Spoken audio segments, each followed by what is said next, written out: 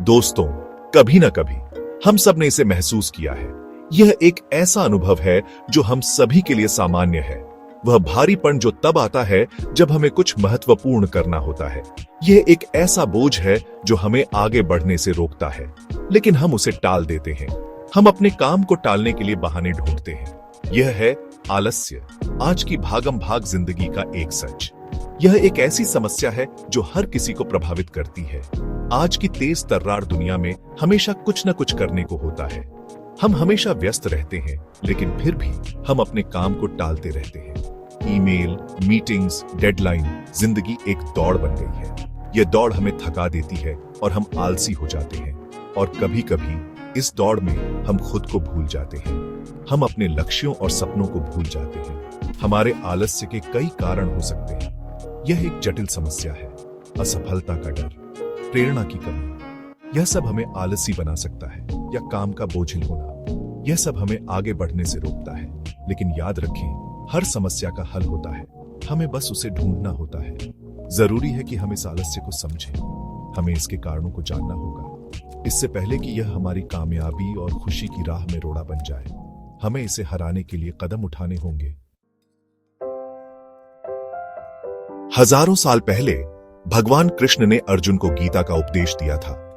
यह उपदेश न केवल अर्जुन के लिए था, बल्कि समस्त मानवता के लिए एक मार्गदर्शक सिद्धांत बन गया।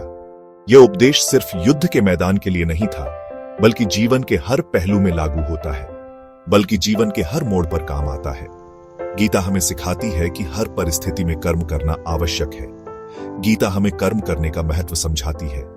यह हमें बताती है कि कर्म ही जीवन का आधार है। यह कहती है कि कर्म करना हमारा धर्म है, लेकिन यह कर्म बिना किसी फल की इच्छा के होना चाहिए। निष्काम कर्म ही असली कर्म है। निष्काम कर्म ही असली कर्म है। जब हम फल की चिंता किए बिना अपना कर्तव्य निभाते हैं, तभी हम सच्ची शांति पाते हैं। जब हम फल की चिंता किए बिना अपना कर्तव्य निभाते हैं, तभी हम सच्ची शांति पाते हैं। गीता हमें सिखाती है कि जीवन एक युद्ध क्षेत्र है। गीता हमें सिखाती है कि जीवन एक युद्ध क्षेत्र है, और इस युद्ध क्षेत्र में हमारा सबसे बड़ा दुश्मन है आलस्य। हमें अपने आलस्य को हराकर निरंतर कर्म करते रहना चाहिए। डर आलस्य का सबसे बड़ा कारण बनता है। असफलता का डर, आलोचना का डर, अज्ञात का डर। लेकिन गीता हमें याद दिलाती है कि डर मन का भ्रम है।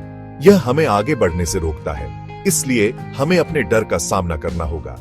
जब हम अपने कर्तव्य को अपना धर्म समझकर करते हैं, तो डर गायब हो जाता है, क्योंकि तब हम सिर्फ अपना काम कर रहे होते हैं, फल की चिंता नहीं करते।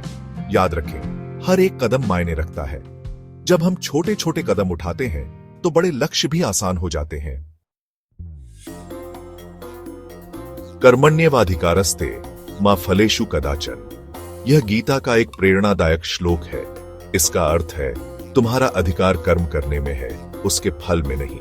यह श्लोक हमें याद दिलाता है कि हमें वर्तमान में जीना चाहिए, भूत के पछतावे और भविष्य की चिंता में नहीं।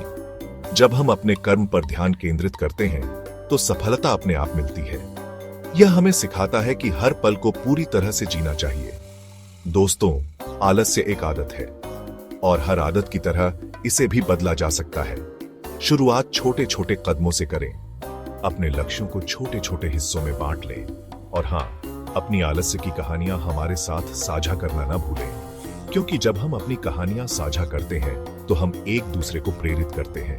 तो आइए आज ही से आलस्य को त्यागने का संकल्प लें और एक सफल और संतुष्ट जीवन की ओर कदम बढ़ाएं। याद रखें, हर छोटा कदम हमें हमारे बड़े लक्ष्यों के करीब ले जाता है। अपने सपनों को साकार करने के लिए आज ही से शुरुआत करें। और हां, अपनी कहानियां हमारे साथ साझा करना न भूलें, क्योंकि जब हम अपनी कहानियां साझा करते हैं, तो हम एक दूसरे को प्रेरित करते हैं। तो आइए आज ही से आलस्य को त्यागने का संकल्प लें और एक सफल और संतुष्ट जीवन की ओर कदम बढ़ाएं। याद रखें, हर छोटा कदम हमें हमारे बड़े लक्ष्यों के करीब ले जाता है। अपने सपनों को साकार करने के लिए आज ही से शुरुआत करें और एक सफल और संतुष्ट जीवन की ओर कदम बढ़ाएं।